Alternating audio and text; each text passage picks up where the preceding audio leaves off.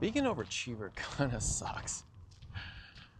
This world, we get praise for working hard and grinding it out and hustling, and what people usually don't see inside is the anxiety, the frustration, the burnout, the fear constantly that, God, what if somebody figures out that I'm not who I pretend to be? Imposter syndrome to the extreme. Yeah, being an overachiever would be great if most of us were actually achieving something that we really desired. But I'd say most of us are stuck. Like, I don't know, the image that comes to my mind are like the greyhound dogs forced to race around a track following a fake rabbit. Some robotic, synthetic version of what I suppose would theoretically be a tasty treat for this creature, but this dog has been taught to chase it for someone else's amusement so that someone else could make some profits based on how well they perform. And if they don't perform well, you'll probably turn them into, God, I don't know what they do with those dogs. I don't think I want to know what they do with the dogs. But that's the funny thing about it. So there's so many overachievers. It's been bred into us. God, I come from an overachieving father. Fortunately, somebody, for the most part, did well for himself. He came from a family of hard workers because they had to be working on a ranch just to survive, barely making ends meet. So eventually, pulling down six figures as a CEO in a business. But he was still a paycheck earner. He was still paying taxes to the man. Still working, God, it was like 80 plus hours a week. Barely any time for himself. What little time he had, he spent with his family, doing the yard work, going to Home Depot. Is that the dream? To grind it out so hard that eventually you're busted, but then you can retire to maybe enjoy just a little tiny bit of life before you die. Seems like a strange exchange to me. Now the funny thing is that you take the greyhound off of the track, and I will tell you, what's been bred in to the greyhound stays there. God, have you ever spent any time around a greyhound? Those dogs are anxious, almost spastic. They are bizarre creatures, nervous all the time. Probably because they're waiting for that that gate to open and the rabbit to fly out. This has been my experience the last, 5-6 years. Now, I will say in those last 5-6 years, I haven't had a real job, but I've still kept the nervous system regulation and programming from my old life, my old career. I was a restaurant manager. I always had my head on a swivel, had to pay attention to what was going on, what was on fire, what was the most pressing and urgent issue that had to be dealt with. Because, in a restaurant, there's always something being dropped, a glass breaking, a customer not enjoying their plate, somebody complaining about, hair in their soup or whatever. And so I think I developed a superpower. Maybe I even already had that. Neurodivergent brain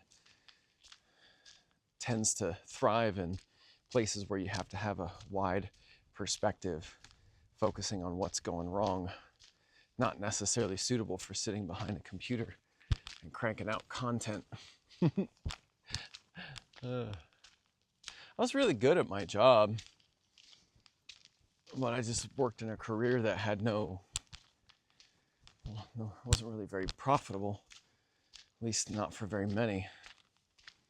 It's a passionate career, but not a profitable one for me, at least. So I guess my passion these last few years has been helping all those other people, those former greyhound racing dogs that either want to get out of the system, off the track, or have, but just haven't quite figured out how to piece it all together, how to make it work, and to help them soothe their nervous system, regulate their body, learn how to love their body and treat it like a temple instead of a prison, to learn how to celebrate the subtle things in life and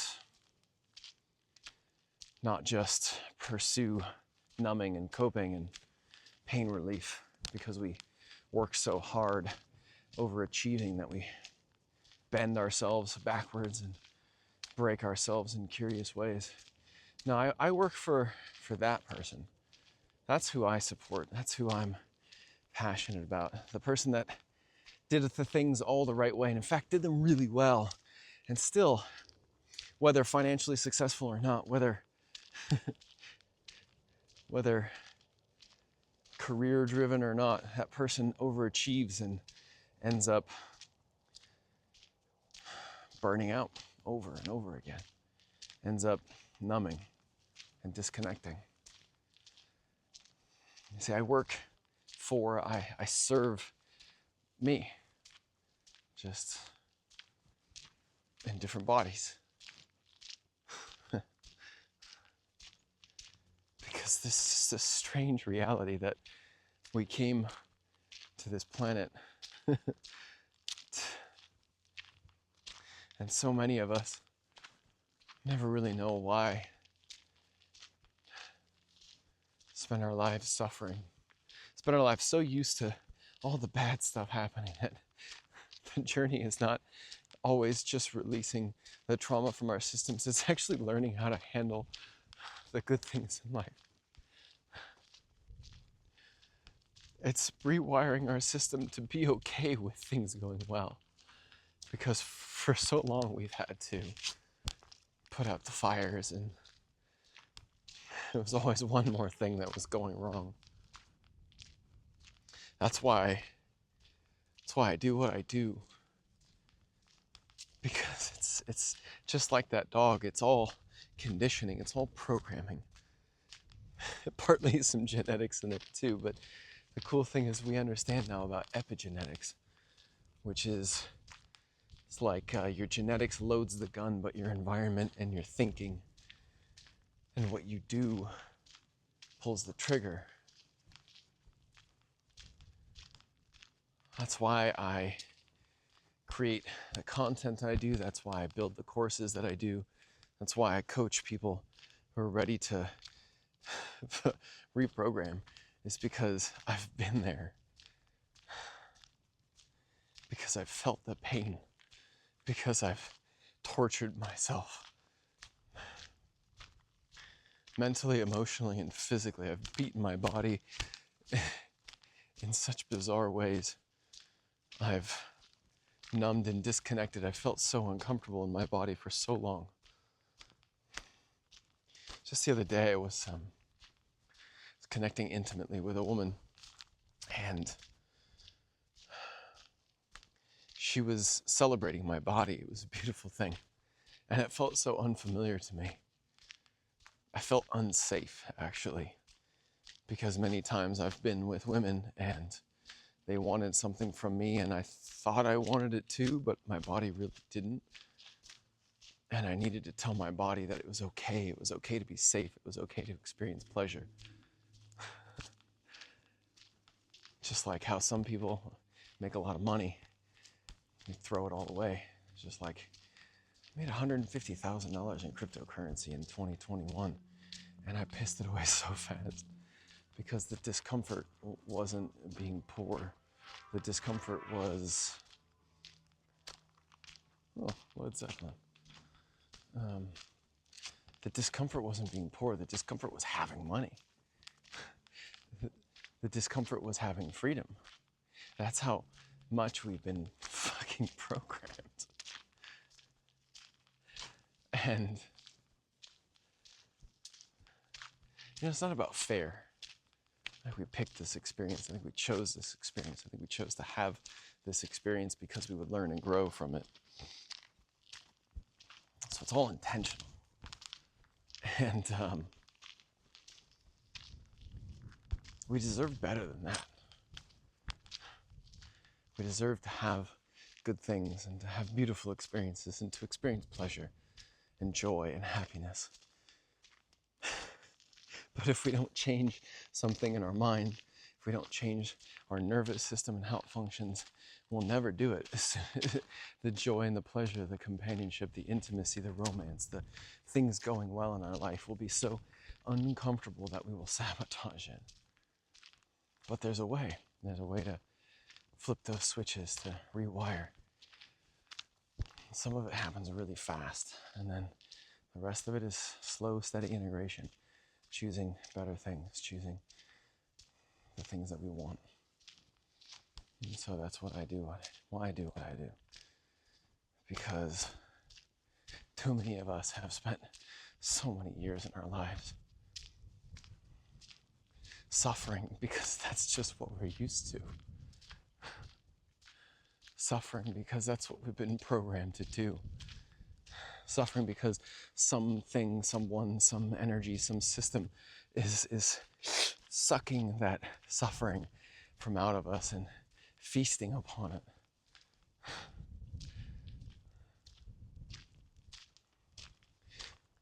It's time.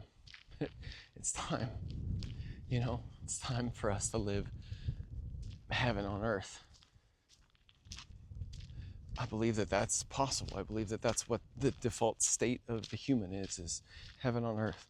We've just become so deceived and disillusioned.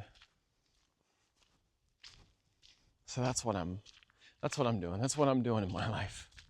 And it's definitely not always easy. And it requires feeling a lot of emotions. And it requires feeling a lot of fear and overcoming it and just choosing to do the things even when the fear is there. It requires persistence and faith. Oh God, that one's been tricky. Faith. To continue pursuing something or moving towards something even though you have no proof that it even exists. Yeah.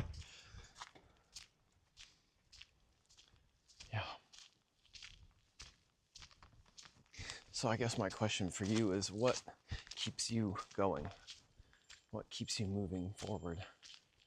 What keeps you pursuing your goals and your dreams? What keeps you getting up every single day?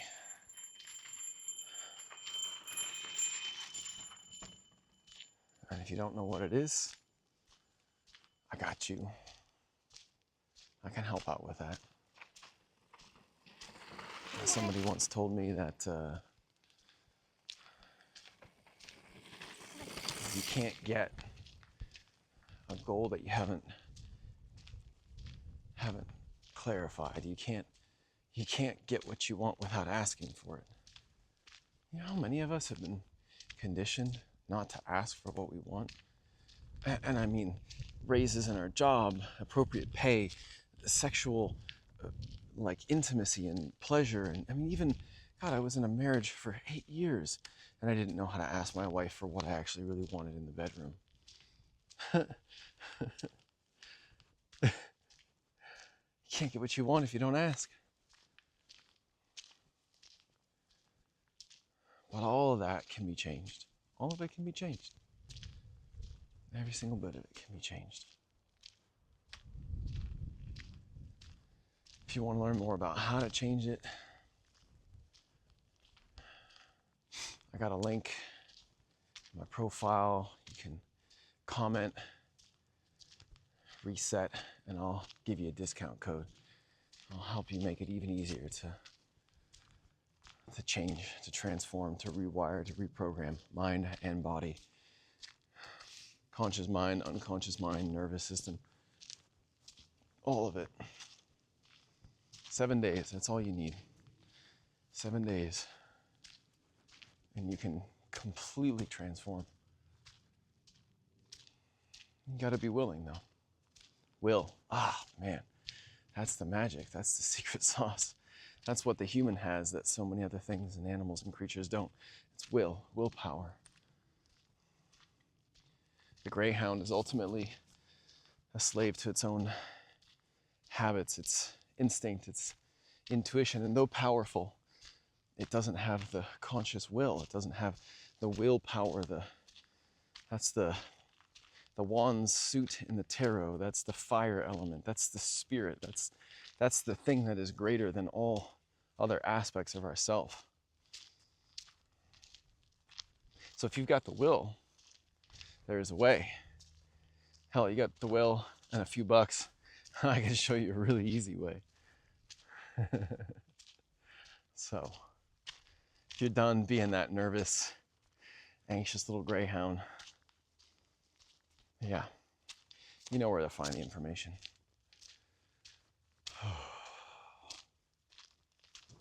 gonna enjoy the rest of this hike. God, look at this place. Land of my birth. Desert always seems to welcome me back when it's time for a process of death and rebirth. You want to learn more about how that works? Check out the course. My name is Christopher Armstrong, and I help overachievers who have been secretly suffering, even though they've been celebrated and cheered on by a world that really doesn't give a fuck about them. The ones who show up when everybody else calls out sick. The one who still doubts his value or her value, even when somebody compliments them. Funny, these patterns. See you on the next one.